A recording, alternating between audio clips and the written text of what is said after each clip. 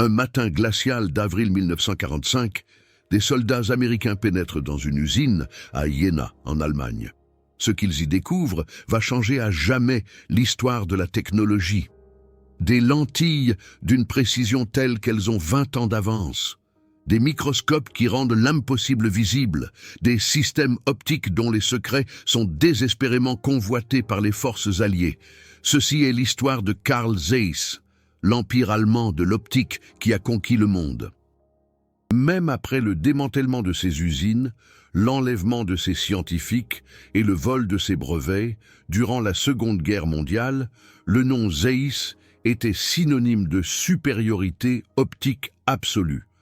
Alors que les pilotes alliés se débattaient avec des lunettes de visée floues, les bombardiers allemands pouvaient distinguer le moindre détail depuis 8000 mètres d'altitude grâce aux optiques Zeiss.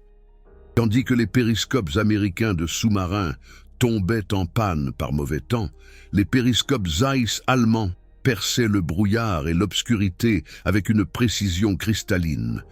Le fossé technologique était si grand que les commandants alliés ont émis des ordres secrets. Le matériel Zeiss devait être récupéré en priorité absolue. Plus important que les documents ennemis, plus important que les officiers prisonniers. Une seule lunette de visée Zeiss valait plus qu'un char d'assaut entier. Mais comment une entreprise d'optique allemande est-elle devenue si dominante? L'histoire commence en 1846 dans un petit atelier à Jena, où Carl Zeiss eut une idée révolutionnaire. Et si l'optique n'était pas seulement de l'artisanat, mais une science précise. Il s'associa avec le physicien Ernst Abbe et le chimiste Otto Schott. Ensemble, ils développèrent des formules mathématiques pour la conception des lentilles, des types de verres spéciaux avec des propriétés optiques contrôlées et des techniques de fabrication avec des tolérances de l'ordre du micromètre. Dès 1900, Zeiss était le leader mondial. La précision allemande avait conquis l'optique. Quand la guerre éclata en 1939, l'Allemagne avait une décennie d'avance technologique dans le domaine de l'optique. Les lunettes de visée Zeiss sur les chars allemands permettaient des tirs précis à 2000 mètres. Les chars alliés devaient s'approcher à 800 mètres. Les jumelles Zeiss sur les postes d'observation allemands repéraient les mouvements ennemis avant même que les éclaireurs alliés ne se doutent qu'ils étaient observés. Dans la Luftwaffe, les viseurs de bombardement Zeiss étaient si précis que les bombardiers allemands pouvaient atteindre des objectifs stratégiques depuis de hautes altitudes, tandis que les bombardiers alliés devaient voler bas et étaient exposés à un tir de barrage massif. L'amirauté britannique écrivit dans un rapport classifié de 1942 « Les périscopes de sous-marins allemands dotés d'optiques Zeiss confèrent à l'ennemi un avantage tactique décisif lors des opérations de nuit et par mauvais temps. Nos périscopes qui sont pratiquement inutiles dans les mêmes conditions. Les ingénieurs alliés démontèrent le matériel Zeiss capturé, essayant de comprendre les secrets. Mais ce n'était pas seulement un composant, c'était le système entier. Verre spécial, revêtement précis, conception parfaite des lentilles, fabrication précise au micromètre près. Toute tentative de copier Zeiss échoua. Les copies étaient toujours inférieures. Un technicien américain décrivit sa frustration en 1943. « Nous avons mesuré chaque pièce, analysé chaque matériau, documenté chaque étape de la fabrication. Notre reproduction semble identique. Mais quand on regarde à travers, la différence est comme le jour et la nuit. L'optique allemande est tout simplement plus nette, plus claire, plus précise. C'est comme s'ils avaient accès à une physique que nous ne comprenons pas. » Zeiss produisit plus de 2 millions d'appareils optiques pendant la guerre, 820 000 jumelles pour la Wehrmacht, 340 000 lunettes de visée pour les chars et l'artillerie, 180 000 périscopes pour les sous-marins, 95 000 viseurs de bombardement pour la Luftwaffe, 60 000 télémètres pour l'artillerie, sans compter des centaines de milliers de microscopes, de télescopes, d'appareils photo et d'instruments médicaux. Chaque appareil offrait une qualité optique supérieure à celle des équivalents alliés. Les chiffres de production montrent la puissance industrielle, mais la vraie histoire réside dans la qualité. Un commandant de chars britannique écrivit après la bataille d'El Alamein en 1942. Les chars allemands ont ouvert un feu précis sur nos positions à des distances où nous ne pouvions même pas les voir clairement. Nos équipages ont rapporté que les lunettes de visée allemandes fournissaient des images beaucoup plus lumineuses et plus nettes avec le même grossissement. Au crépuscule, lorsque notre optique tombait en panne, les chars allemands continuaient d'opérer avec une efficacité totale. La supériorité de Zeiss reposait sur 3 avancées scientifiques que les concurrents ne pouvaient pas reproduire. Premièrement, le verre spécial avec des propriétés optiques contrôlées avec précision. Autoshot avait développé des compositions de verre qui combinaient une dispersion minimale et une transmission de lumière maximale. Ce verre nécessitait des fours de fusion spéciaux et des matières premières extrêmement pures. Les Alliés pouvaient analyser chimiquement le verre, mais reproduire les processus de fabrication était impossible sans des décennies d'expérience. Deuxièmement, le traitement des optiques. Les scientifiques de Zeiss ont développé des revêtements minces sur les surfaces des lentilles qui minimisaient les réflexions et maximisaient la transmission de la lumière. Ces revêtements, souvent constitués de matériaux exotiques tels que des fluorures de terres rares, étaient déposés dans des chambres à vide avec une précision de l'ordre du nanomètre. Une lentille Zeiss traitée pouvait laisser passer 20 à 30% de lumière en plus que les optiques alliées non traitées. Au crépuscule ou par mauvais temps, cet avantage était décisif. Troisièmement, la conception des lentilles optimisées mathématiquement. Les formules d'Ernst Abbe permettaient aux ingénieurs de Zeiss de calculer des systèmes de lentilles complexes qui fournissaient simultanément des aberrations minimales, une résolution maximale et de grands champs de vision. Les concepteurs alliés travaillaient encore avec des méthodes d'essai et d'erreur. Zeiss calculait des conceptions parfaites sur la planche à dessin, puis les fabriquait avec une précision au micromètre près. Soyons concrets. Prenons la lunette de visée Zeiss Zielgeret 1229. Connue sous le nom de Vampire, cet appareil a révolutionné le combat de nuit. Les soldats allemands pouvaient opérer dans l'obscurité totale grâce à des lunettes de visée infrarouge, tandis que les troupes alliées étaient pratiquement aveugles. Le système utilisait une lampe infrarouge et un tube convertisseur d'image Zeiss spécial. La qualité optique était si élevée que les tireurs allemands pouvaient acquérir des cibles précises à 400 mètres de distance dans une nuit noire. Les soldats alliés ont rapporté des expériences cauchemardesques. Un fantassin américain de la bataille des Ardennes en 1944 décrivit « Nous entendions des tirs dans l'obscurité. Nos hommes tombaient, mais nous ne voyions rien. Pas de flash de canon, pas de mouvement, rien. C'était comme si nous combattions des fantômes. Ce n'est que plus tard que nous avons compris que les Allemands avaient des dispositifs de vision nocturne. Une technologie dont nous ne savions même pas qu'elle existait. Dans la Kriegsmarine, l'optique Zeiss était encore plus dominante. Les U-boots allemands utilisaient des périscopes équipés de lentilles Carl Zeiss, qui, par faible visibilité, surpassaient de loin les périscopes alliés. Un rapport de l'amirauté britannique datant de 1943 chiffrait cette différence. Au crépuscule, ou par temps couvert, les commandants de sous-marins allemands pouvaient identifier des navires ennemis à des distances où les périscopes britanniques ne montraient que de vagues ombres. Cet avantage donnait aux U-boots allemands une supériorité tactique décisive dans le choix de leur position et de leur timing d'attaque. Le capitaine-lieutenant Werner Henke, l'un des commandants de U-boot les plus brillants, écrivit dans son journal « Mon périscope Carl Zeiss est mon instrument le plus précieux. Dans les moments critiques, Quand la visibilité est mauvaise, il me donne l'information qui décide de la vie ou de la mort. Je peux identifier les escortes ennemies, alors qu'elles me cherchent encore. Je peux observer les convois, sans qu'ils ne remarquent la position de mon périscope. La clarté optique est tout simplement inégalable. La Luftwaffe a peut-être tiré le plus grand avantage de la technologie Carl Zeiss. Les viseurs de bombardement, comme le Lotf 7D, permettaient des bombardements de précision depuis de hautes altitudes.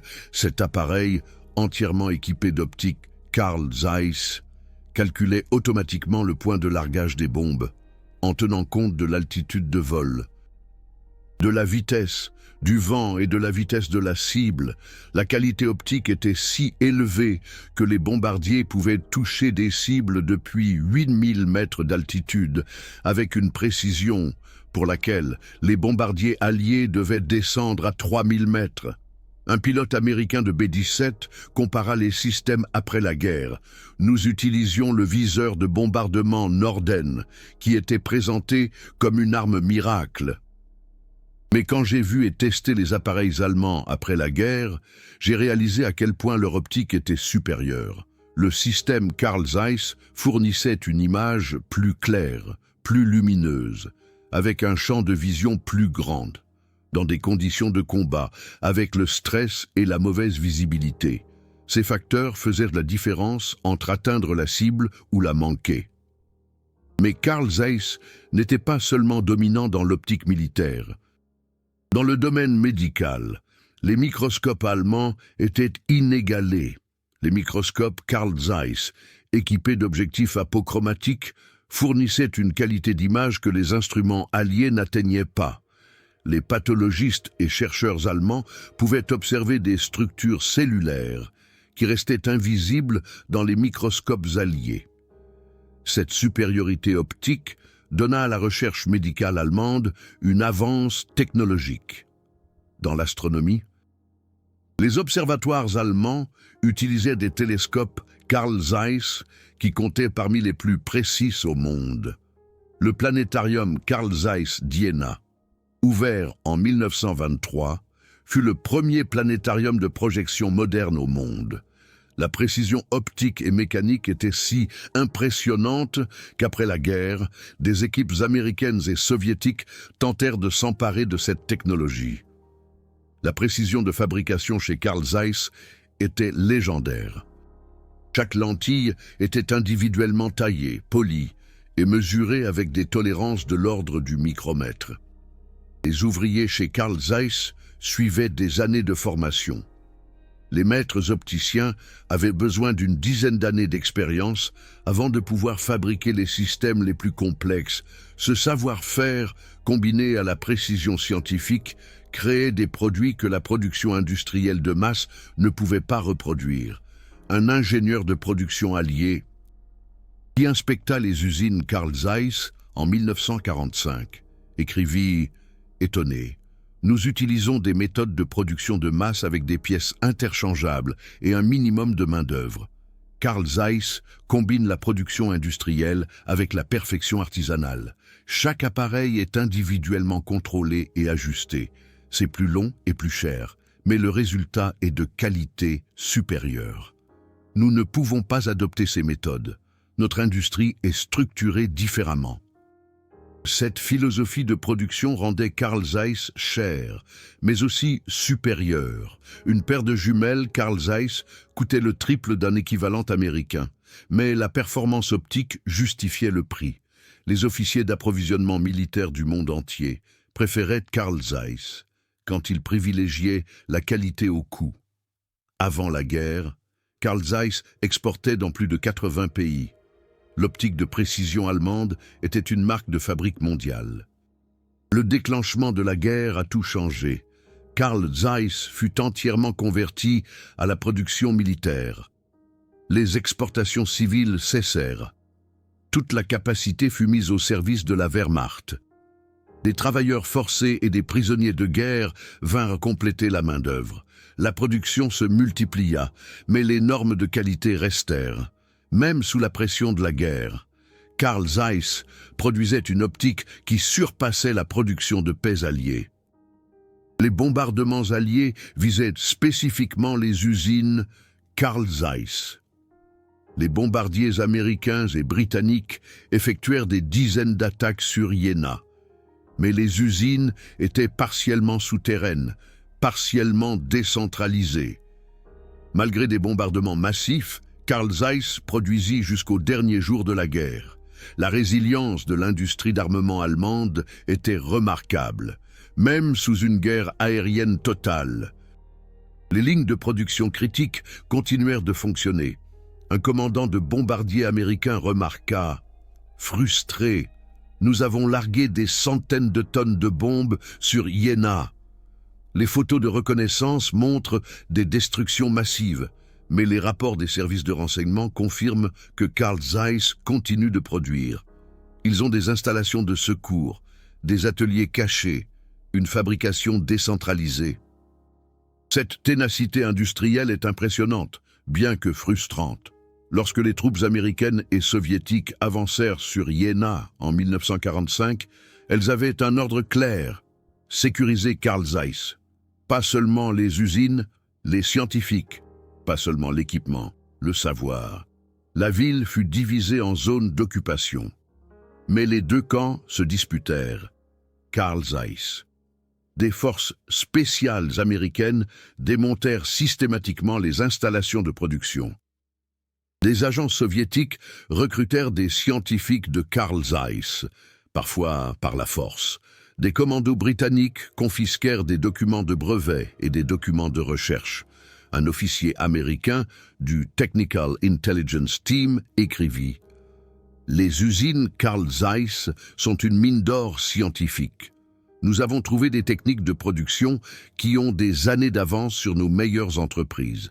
Des conceptions optiques qui devraient être théoriquement impossibles. Des compositions de matériaux dont nos chimistes n'ont même pas rêvé, ordre d'en haut, tout sécurisé, tout documenté, tout ramené en Amérique. Plus de 200 scientifiques et ingénieurs de Carl Zeiss furent recrutés ou enlevés. Certains partirent volontairement vers l'Ouest, d'autres furent attirés par des promesses. Certains furent simplement déportés en Union soviétique.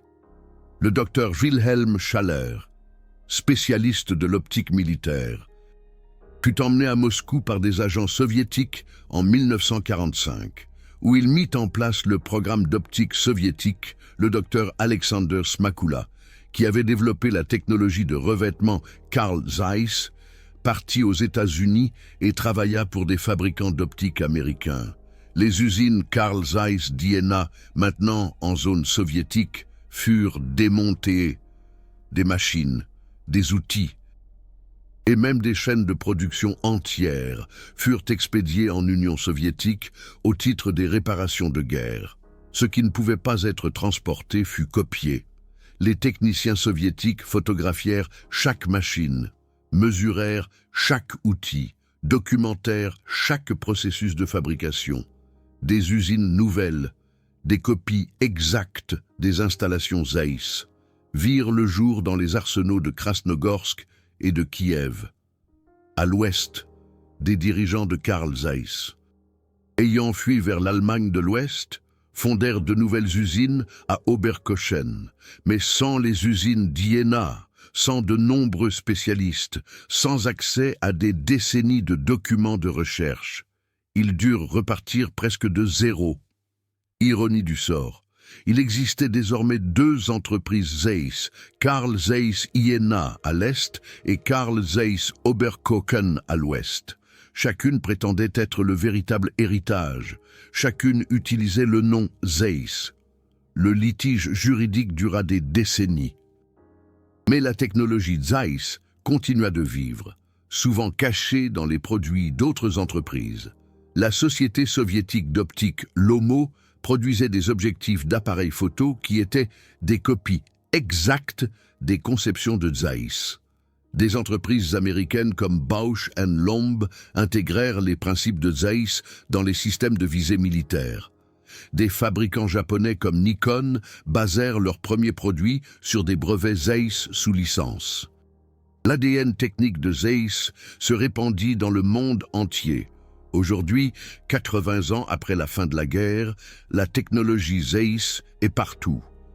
Les télescopes spatiaux de la NASA utilisent des principes optiques basés sur la recherche de Zeiss. Les microscopes médicaux dans les hôpitaux du monde entier utilisent des conceptions Zeiss. Les caméras de smartphone d'Apple, de Samsung et de Sony contiennent des lentilles dont les surfaces traitées sont directement issues des brevets Zeiss. Les systèmes de visée militaire dans les arsenaux américains, britanniques et français utilisent des formules optiques qu'Ernst Abbe a développées il y a plus de 100 ans. Si vous possédez un iPhone ou un smartphone Samsung, vous tenez l'héritage Zeiss dans votre main. La caméra utilise des systèmes de lentilles multi-éléments avec des revêtements anti-reflets. Cette technologie provient directement des innovations de Zeiss des années 1930. Les formules mathématiques qui optimisent les courbures et les distances des lentilles sont des variations des équations originales d'Abbe. La simulation informatique moderne a accéléré le processus, mais les principes fondamentaux sont identiques. Dans l'industrie des semi-conducteurs, les systèmes de lithographie Zeiss sont incontournables. Les lentilles ultra-fines, qui projettent des structures nanométriques sur les puces informatiques, représentent l'évolution ultime de la précision Zeiss. Un objectif de lithographie Zeiss moderne coûte plus de 100 millions d'euros et est le système optique le plus complexe jamais construit. Mais les principes de base, verre extrêmement précis, conception mathématiquement optimisée, revêtement parfait, proviennent directement de l'héritage de Carl Zeiss. D'Ernst Abbe et d'Otto Schott, la technologie médicale doit énormément à Zeiss, les microscopes chirurgicaux modernes que les neurochirurgiens utilisent pour des interventions chirurgicales d'une précision millimétrique sont basés sur les conceptions Zeiss des années 1950 qui à leur tour étaient basées sur la technologie de guerre. Les ophtalmologistes du monde entier utilisent des lampes à fente Zeiss pour l'examen des yeux. Les pathologistes diagnostiquent le cancer avec des microscopes Zeiss. La précision optique allemande sauve des vies quotidiennement. En astronomie, les télescopes Zeiss sont légendaires. Le télescope Hale de 200 pouces du mont Palomar, le plus grand télescope du monde pendant des décennies, utilisait des conceptions optiques inspirées de Zeiss. Les télescopes spatiaux modernes comme Hubble utilisent des miroirs et des lentilles dont les tolérances de fabrication sont directement dérivées des normes Zeiss. La capacité d'observer des galaxies situées à des milliards d'années-lumière repose sur une précision optique perfectionnée à Iéna. Même dans l'industrie du divertissement, Zeiss est présent. Les films hollywoodiens sont souvent tournés avec des objectifs de caméra Zeiss. Les directeurs de la photographie apprécient la qualité optique, le rendu caractéristique, la mise au point précise. Lorsque vous voyez un blockbuster au cinéma, vous avez probablement devant vous des images qui ont été capturées grâce à l'art optique allemand. Mais arrêtons-nous un instant, cette histoire ne concerne pas seulement la technologie et les brevets, elle concerne des personnes. Des ingénieurs et des scientifiques allemands qui travaillaient avec précision et passion. Des soldats et des techniciens des forces alliées qui ont reconnu et respecté cette supériorité. Des chercheurs du monde entier qui ont bâti sur ces fondations. La technologie a toujours une histoire humaine. L'ironie est remarquable. L'Allemagne a totalement perdu la guerre. Ville détruite, industrie démantelée, nation divisée. Mais l'ADN technologique a survécu et s'est répandu. Le savoir de Zeiss n'a pas été anéanti. Il a été absorbé. L'optique soviétique, les instruments de précision américains, les caméras japonaises, tous portaient en eux les gènes de Zeiss. Le perdant de la guerre est devenu le père technologique de l'optique d'après-guerre. Un ingénieur opticien japonais a expliqué dans une interview « Dans les années 1950, nous avons étudié les brevets allemands de manière intensive. Zeiss était notre professeur. Nous avons appris de leur conception, de leur méthode de fabrication, de leur philosophie de la qualité. L'optique japonaise est aujourd'hui un succès parce que nous avons bâti sur des fondations allemandes et que nous les avons fait évoluer. Nous respectons cet héritage. Cette histoire montre quelque chose de fondamental sur la technologie. La véritable innovation ne peut pas être détruite. Elle ne peut qu'être transformée, répandue, faite évoluer. Les forces alliées n'ont pas essayé d'éliminer Zeiss. Elles ont essayé de comprendre, de copier, d'intégrer. C'est la reconnaissance ultime de la supériorité. Leica, le célèbre fabricant d'appareils photo, a concédé des licences pour les optiques Zeiss pendant des décennies. Sony utilise encore aujourd'hui des lentilles de marque Zeiss dans les appareils photo haut de gamme. Même les fabricants d'optiques chinois produisent des conceptions qui sont reconnaissables comme étant basées sur les principes de Zeiss. L'ensemble de l'industrie optique moderne repose sur des fondations qui ont été posées à Iéna. Un ingénieur opticien moderne a expliqué « Si vous concevez un système de lentilles aujourd'hui, vous utilisez des formules mathématiques qui remontent en fin de compte aux travaux d'Ernst Abbe. Si vous avez besoin de verre avec des propriétés optiques contrôlées, vous utilisez des compositions Koto-Schott à développer. Si vous traitez les lentilles pour minimiser les réflexions, vous utilisez des techniques que Zeiss a perfectionnées. Toute l'industrie est basée sur l'innovation allemande du début du XXe siècle. Plongeons encore plus profondément dans les détails techniques. La formule Zeiss pour les lentilles achromatiques, développée dans les années 1880, corrigeait l'aberration chromatique si efficacement qu'elle est encore aujourd'hui la norme industrielle. Le principe: combiner deux lentilles de différents types de verre dont les propriétés de dispersion se compensent mutuellement. Cela semble simple, mais la mise en œuvre nécessite un verre extrêmement précis et une fabrication précise au micromètre. Les caméras de smartphones modernes utilisent 6, 7, parfois 8 éléments de lentilles. Chaque élément doit être parfaitement aligné, chaque surface optimalement traitée, chaque courbure exactement calculée. Le logiciel qui conçoit ces systèmes utilise des algorithmes basés sur la condition des sinus d'Abbe et ses théories sur les aberrations. La révolution numérique a accru la vitesse de calcul, mais les fondements de la physique optique viennent d'Iéna. Aujourd'hui, dans la lithographie pour semi-conducteurs, Carl Zeiss est un monopole, ASML. Le fabricant néerlandais de machines de lithographie EEV se fie exclusivement à l'optique Carl Zeiss. Chaque objectif contient des dizaines de miroirs, chacun poli avec une précision atomique. Une seule égratignure à l'échelle nanométrique rendrait l'ensemble du système inutilisable. Cette tolérance de fabrication surpasse même les normes de guerre de plusieurs ordres de grandeur. Mais les principes sont identiques. Matériaux extrêmement purs. Conception mathématiquement parfaite.